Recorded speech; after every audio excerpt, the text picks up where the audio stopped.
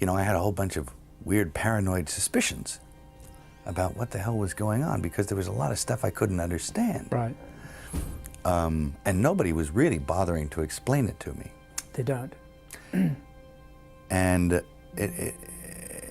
and I formed a bunch of opinions about the town and about the people in it that were like, surely that couldn't be, because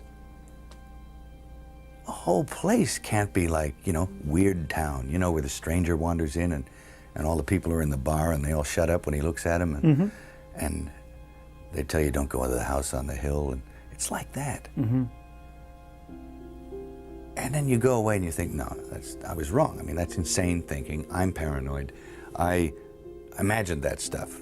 That couldn't be the reason for why so-and-so was acting like, could it? And then you find out later on the track that you are exactly on track with a lot of this stuff. Not specifically on track, but that you could, that some of your worst nightmares were real at the time, and you think, no, he came to see me on a rooftop in New York. I said, hey, can I talk to you? And he said, sure. And he floated in, sideways, through a crowd of people. He was wearing black, and it was like one of those old vampire movies where they don't walk, but they glide. And he was a dancer, you know, so he has he's very, you know, graceful. And he moved sideways, and he just sat down in a chair next to me, and it kind of frightened me.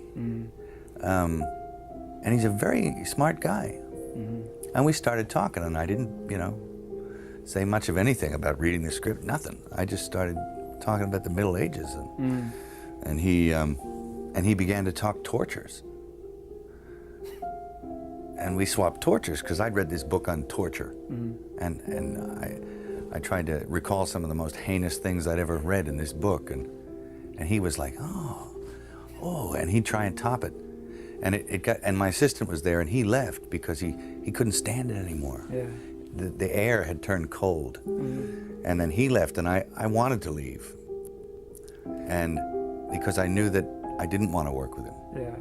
And he was getting scary. And there's a producer I know, successful producer, I will not mention names, but his whole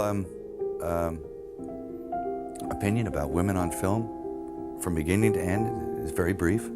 He says, women on film, either naked or dead. Both is better. And it's like, whoa, whoa. The man has got a spiritual malady for a start. I mean, the scary thing is that I think a lot of people think that.